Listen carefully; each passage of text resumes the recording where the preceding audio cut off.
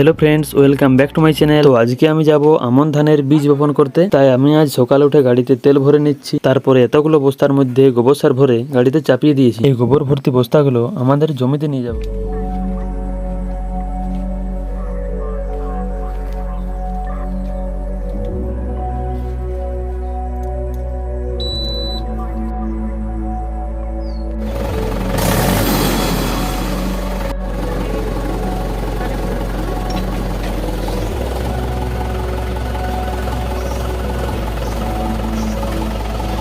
অনেকগুলো গোবর বস্তা চাপানোর জন্য গাড়ির রোটারটা অনেক ভারী হয়ে গেছে। আর এই গাড়িটি আমি অনেকদিন পর চালাচ্ছি, তাই কেমন একটা লাগছে। আমি এখন আমাদের গ্রামের মেন রাস্তায় উঠে গেছি, আর এখন দেখতে পাচ্ছি রাস্তাটা পুরো ফাঁকা। তাই আমি হালকা করে একটু স্পিড দিয়ে গাড়ির বাড়িয়ে দিলাম।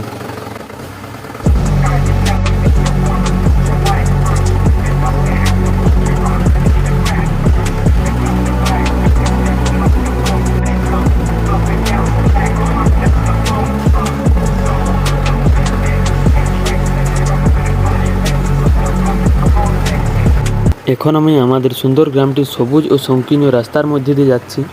এখন বাজে সকাল 8টা। তো এমন রোদ দিচ্ছে, মনে হচ্ছে যেমন বেলা 11টা বেজে গেছে।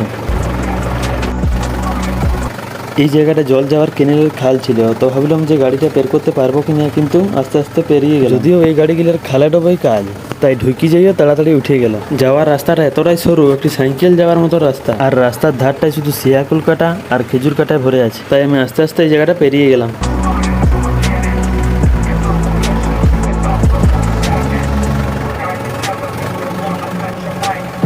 আমি চলে এসেছি আমাদের জমির এলাকায়। এই জায়গাটার নাম নামসল। এখানে প্রচুর আমন ধানের চাষ হয়।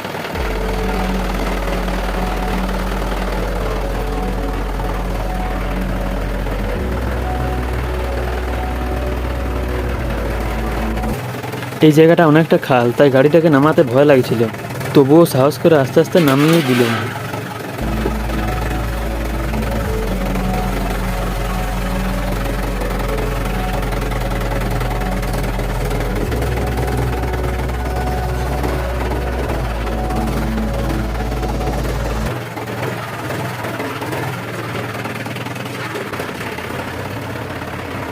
আমি এখন আমাদের জমির কাছে চলে এসেছি।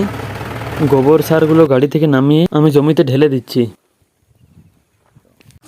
এইগুলো আমন ধানের উচ্চ ফলনশীল বীজ। যদিও আমার নামটা জানা নেই। জমিতে গোবর সার দেওয়ার পর একটু ধানের বীজ ছড়িয়ে দিচ্ছি। তারপর ধানের বীজ ঢাকানোর জন্য হাল দেওয়া হচ্ছে।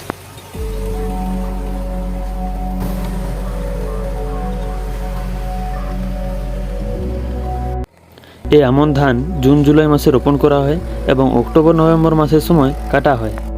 বীজ বপন করার পর আমরা বাড়ির দিকে রওনা দিলাম। ভিডিওটি ভালো লেগে থাকলে like, comment, share and subscribe অবশ্যই করবে। Thank you.